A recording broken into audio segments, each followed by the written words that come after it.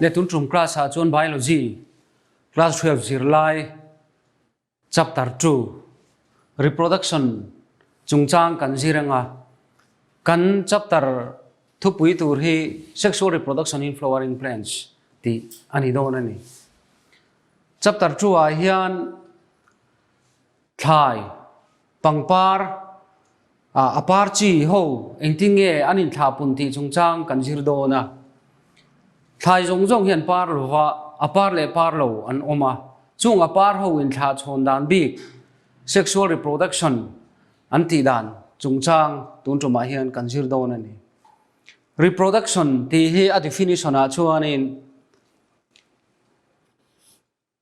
the production of offsprings in plants by fusion of gametes resulting in offspring genetically different from the parent or parents tinia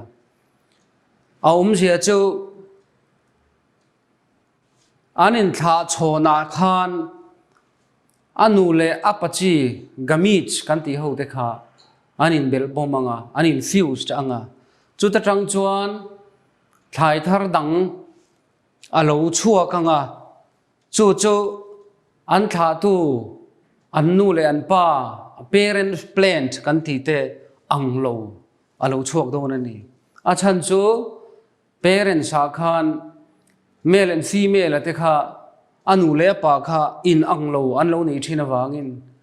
an offspring se te khan parent ang chi akha alo piang thei thin lowa chu wang chuan genetically different ti ani thina ni te chuanin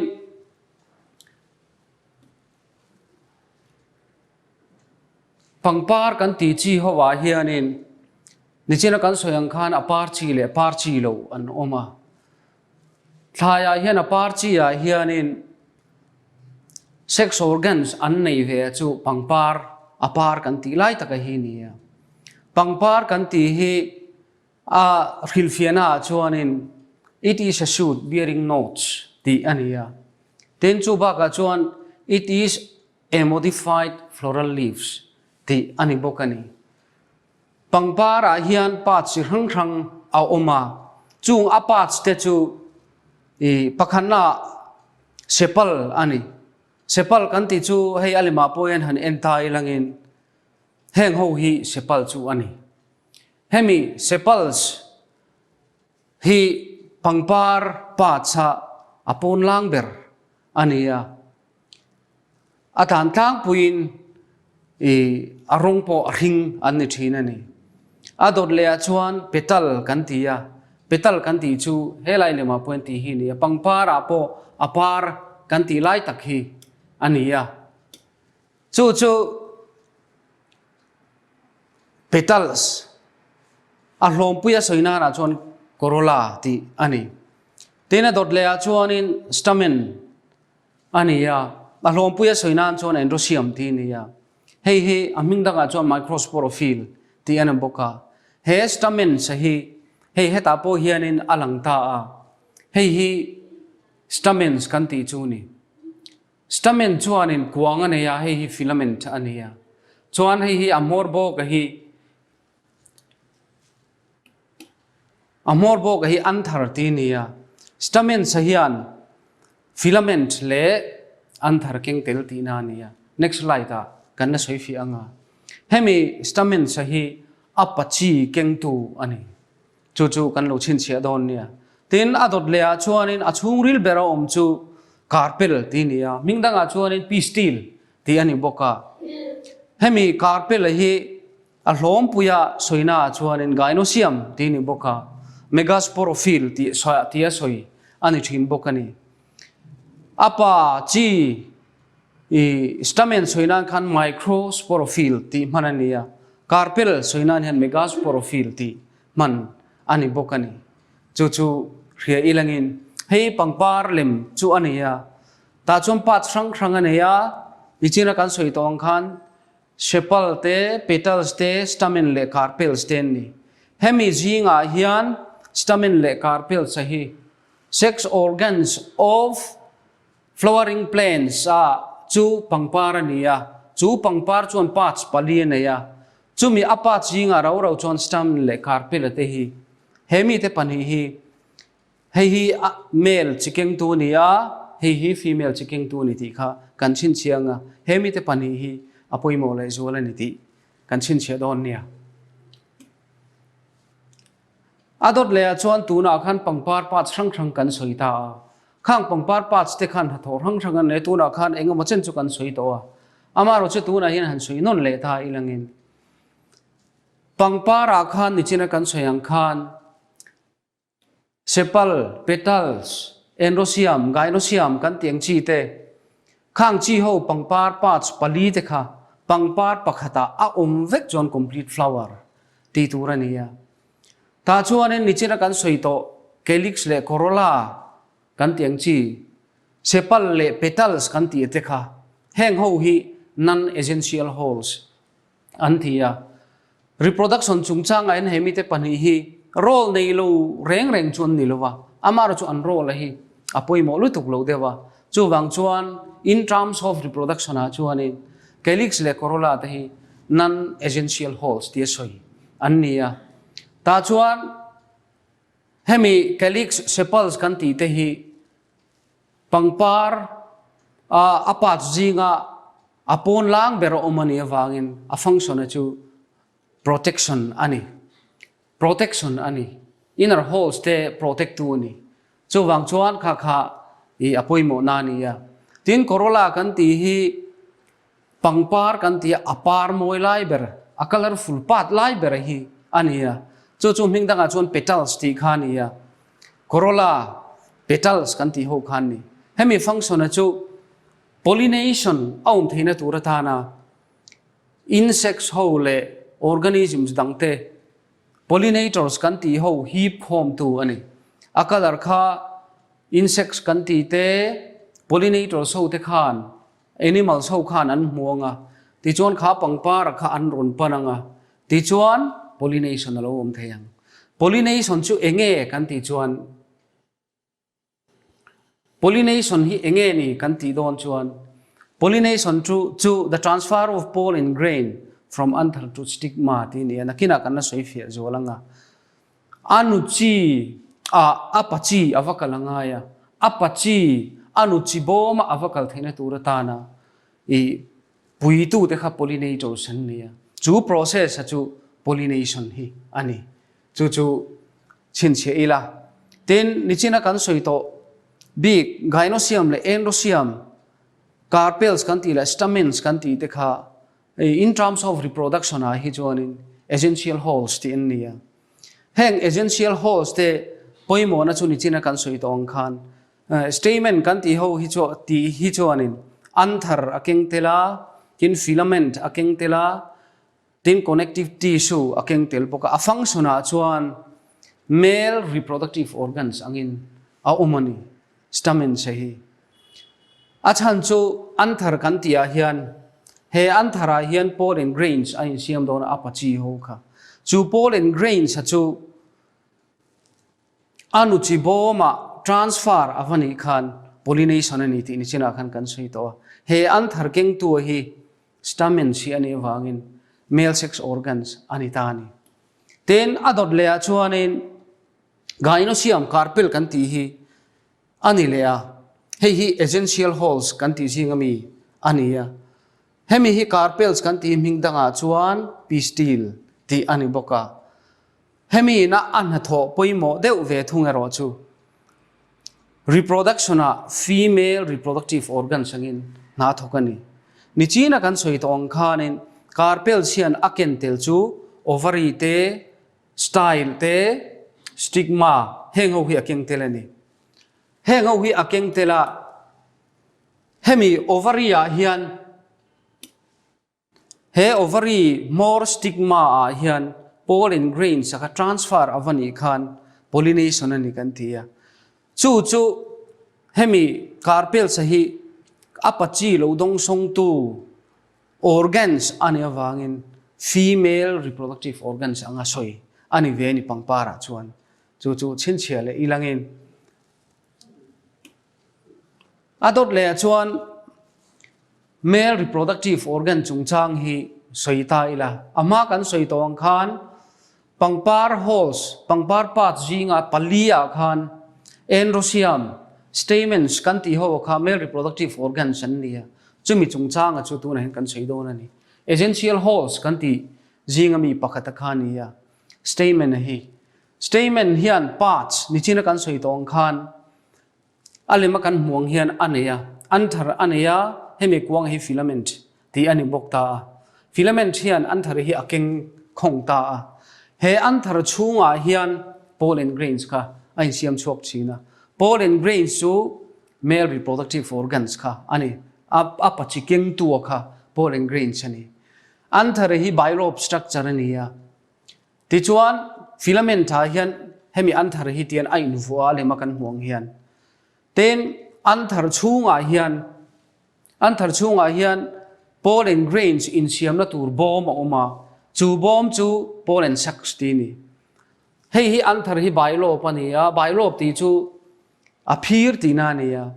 aphira hian ale lamzo ka pollen sacs pahnia oma bilobe ani ta ka vaina lo phir ta ka wangin a total kha chuanin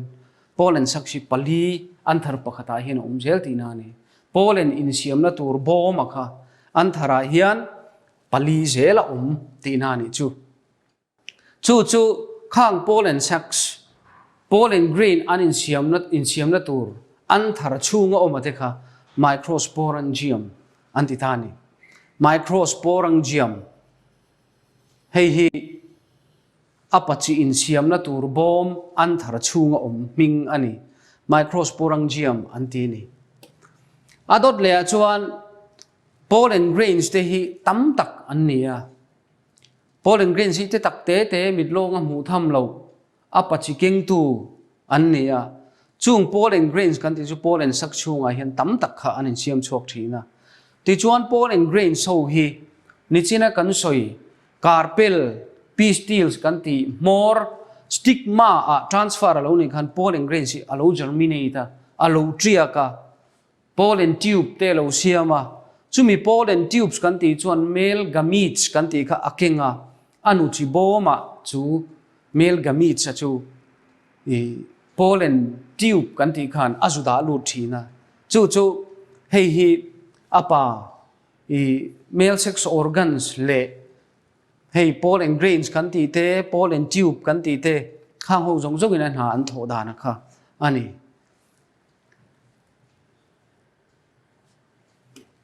adot le chuan microsporogenesis hi soitai langin formation of microspore from pollen mother cell ti nia nichina kan soitong khan male reproductive organ chu stamen ani stamen chuan anthar chunga chuan pollen sac pollen sac chunga chuan formation of microspore hi a ani he microspore hi pollen mother cell atangina ro in siama chumi zia chu anthar chunga pollen sacs chunga khan sporogenous cells anti bokle pollen mother cell anti he oma chumi pollen mother cell atang chuan microspore hi aron in siam chok ta thina he microspore hi athang liananga differentiation kan ti te stages of development chi rang akal tlang to no atopa pollen grains ang chok do na ni chumi pollen grains chu apachi kan ti kha alo ni do na ni ya then hemi pollen mother cell hi a short form a chon PMC ti a soi pon thina nichina kan soeng khan microsporangium chunga khana oma ti chuan khami PMC pollen mother cells kan ti ho khan meiotic cell division ang kal thlang to nuwa microspores aron siam chok do na ni ti chuan he microspores te hi amal te a lovin engeni a group rang group ang hian an ve a hlomin an oma chu group khata khan pali zelin an thina chu wang chuan microspore te tat tin an soi thina ni microspore te tat tin an soi thin chu achan chu cluster in an oma a group in an oma group khata khan pali zelan box si wangin microspore te tat ti hi an atama anvo ani ten microspore kan ti ho hi nichina kan soyang chia khan aron thang lian anga differentiation te development chi rang rang akal tlang vek to nuwa pollen grains aron chuak do na ni kan ti khani ya ti chuan pollen grains hi aron pui thlina aron len to nuwa khanin engeni nucleus a nucleus kha ain divide chumi nucleus ain divide to nuwa chuan vegetative nucleus le generative nucleus aron chuak thina ta chuan pollen grains mature pollen grains kan ti ho a germinate mai thei to din munaron a kha chuanin pollen grains kan ti hen nucleus panni aron nei to thina vegetative nucleus le generative nucleus aron nei thina ni chu chin chia le bokilangin adot le chuanin hei hi anthar tanbun alim thala kania epidermis pon covering in tiana hual veka chumi hual vek to nu hi pollen sacs kan ti kha achunga hen oma ti chuan heng ho te hi pollen grains an ni pollen grains kan ti ho hi pollen sacs chungan oma ni china kan soyang khan heng ho hi nakina pollen hi transfer ani don huna unmature huna pollination om don huna anthara tanghin pollen grains hi anthar hi puak ke anga apuak ke huna pollen grains hi achua anga chon pollen grains ho hi thi te na mo lo le na nga tui te na mo lo le na insect ho te nan lo bo ma then chu khang insect inan bom kha pangpar dang an va bom le ya i chon pollen grains hi the darin lo om thina achang chon animal so ten an mula an lo ka ya an lo pal tri la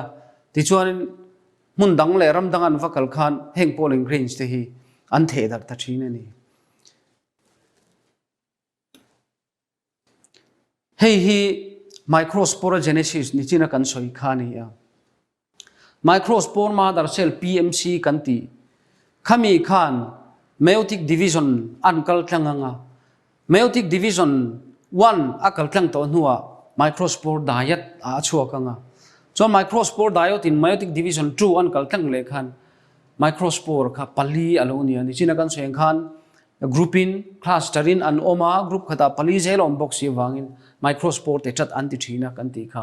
amaro chu hengo gi an lo than len to nuwa le pollen grain a lo chan to nuwa chuan a palia a group om to lovin a ran thevin anum do na ni hi microsporogenesis a diagram a entirna ani adot le chuan pollen grains kan soi to onga pollen grains chu ni china kan soi to ang khan male reproductive organ stamen atangin aron siamani stamen chuan anthar le filament thakeng anthar chunga chuan microsporangium microsporangium chunga chuan microspores chung microspore chu sporogenous cell atangin aron siam ti ni china khan kan soi to a ti chuan chumi microspores ho ron siam chu aron thang liana lo lian zela atopa lo puitlin to nuwa pollen grains alo chuak ta pollen grains alo puitlina alo rova thlai danga chi anga triak thei alo ni to huna khan pollen grains kha organism rang insects kan ti te tin sava kan ti te tin animals dang te le thi le ro te point khang pollen grains kha te tak te an lo ni awangin jang tak ten lo ni tin ban tak te pon ni chung ho chu ti dar phur son alo ni to huwa kan pollination om thin kan ti kha chumi pollen grain chu tuna hian enge adin mun chia microspore atanga pollen grain aron in siam khan pollen grain chu eng ang che nge om ti kha tuna hen kan soi chiang la jol do na ni pollen grains kha nichina kan soi to khan alo puitlin to huwa chuan a nucleus in divide to huwa chuan vegetative cell le generative cell a nucleus kha in siam ani ti kan soi to tuna hen alem hi enila hei pollen grains chu ni hemi pollen grains hi ti hian alo om tha hi generative cell hi vegetative cell ani ta ni ti chuanin hemi pollen grain mature pollen grain chu a structure chu tiang hi lo nia mature pollen grain chuan outer covering protective aneya outer covering protective structure boxy aneya chu environment harsh environmental condition thalwa po kha pollen grain kha a survive theina tur ta na pui tu ni chu hi a protective ma hemi outer covering protective pollen grain tu a hi XII ani XII ania he XII na hi outermost covering ani chumi chunga chuan inner thinner covering membranous oma chu aming chu intine ani hei hi ni chu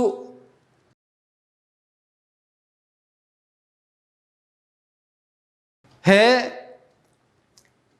inner covering a hi pollen grain chian ani boka ani hi chu a protective lu tuklova apana engeni anema amaro chu XII chunga XII nuaya aum ve thungani chu chin che elangin ti chon pollen grain chi stigma anu chi bom mora transfer avani khan landing avani khan pollinators manga thi ani mo animals ani mo insects ani mo savat ani mo chung ho wina pollen grains an pudara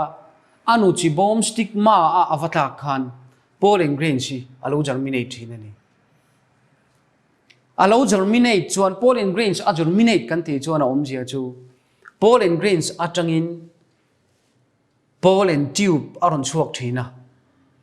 chu hi ni pollen tube aron chuak thina tube like structure sahi aron chuak thina ni chumi tube like structure pollen tube pachu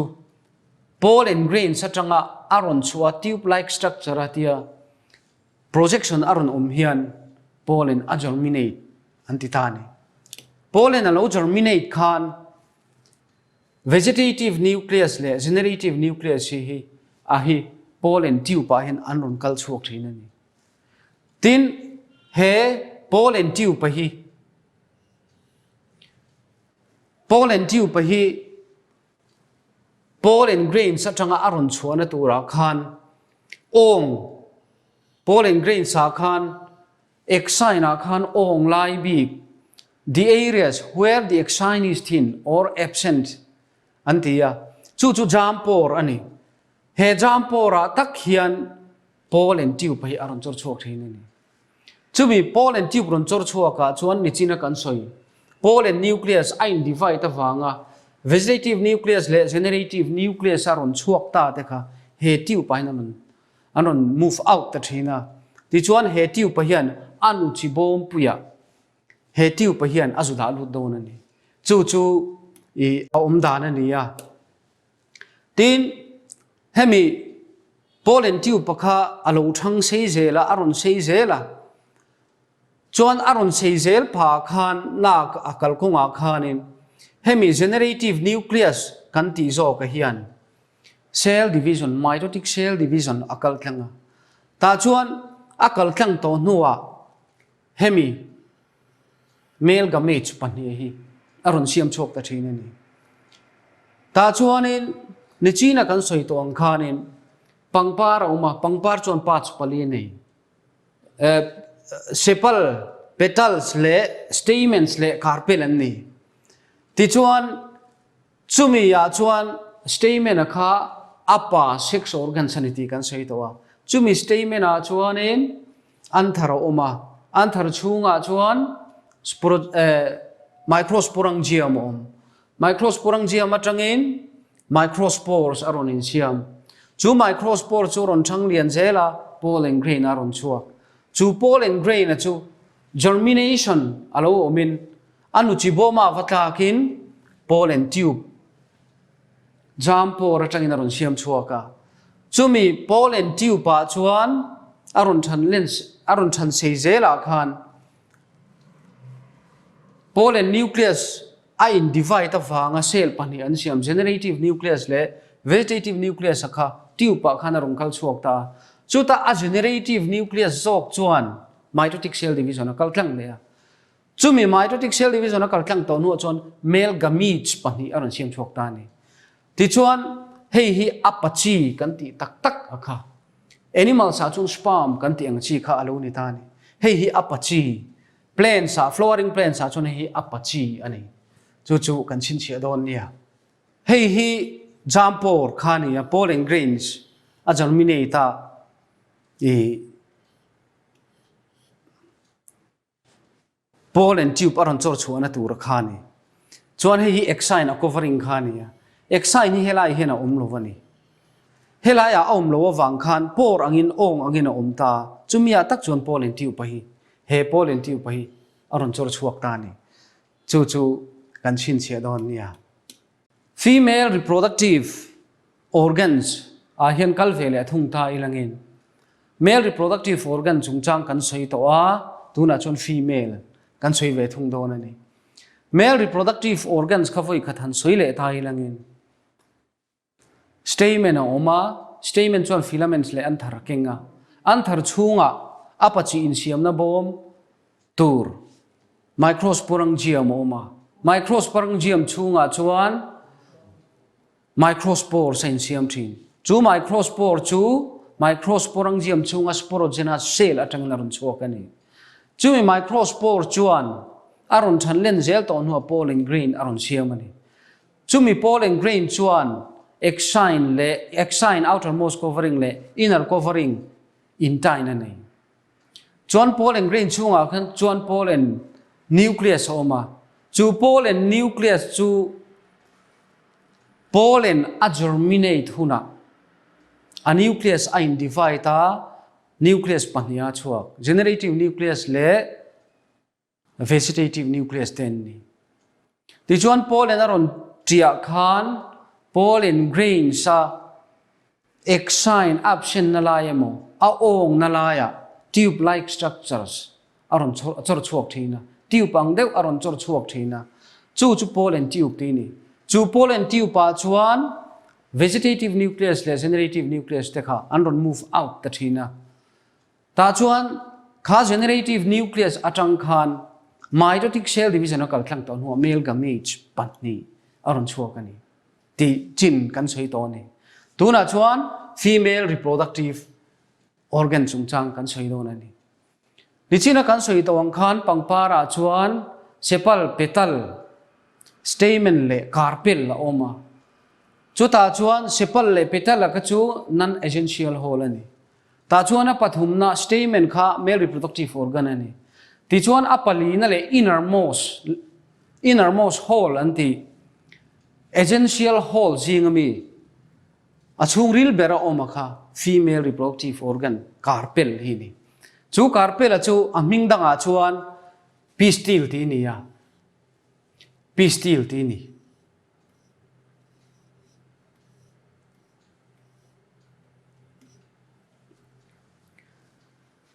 carpel mingdang chu pistil ani chu female reproductive organ carpel chuan 3 parts poimo deuh akeng tela chung chu stigma ador leya chuan style ador leya chuan ovary ale makan muang hian ovary chunga ovule om hi ovule ani ovule oma ti chuan thalama sa chu pangpar choi tu akuanga hiania ti chuan carpel chuan stigma style ovary nei ovary chunga ovule om chu kan khriat tur chu he ovule chunga hian anu chi ain chiang le don ani nichina kan soi stigma kanti kha hei hi ni stigma chu female reproductive organs carpela achi mor tongber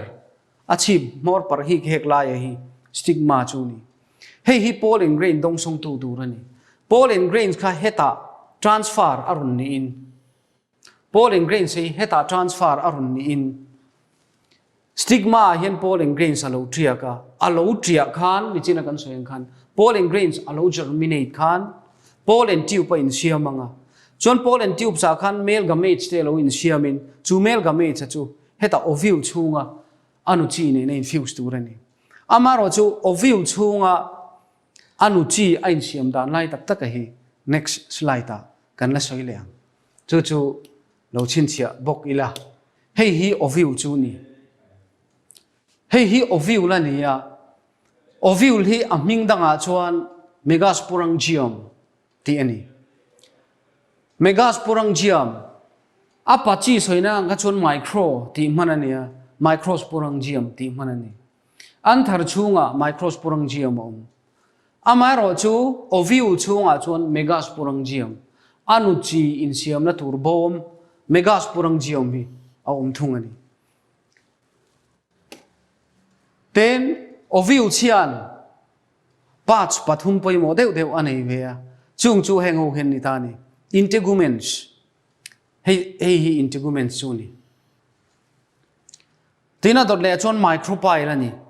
micropyle chu hi ni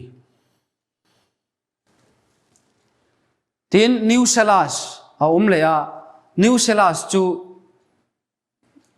hi ni tina dot le chuan embryo sac auma embryo sac chu hemi bom pui a hlom pui soina hi nia diagram hi ni embryo sac chu hemi bom pui hi chu embryo sac chunga hianin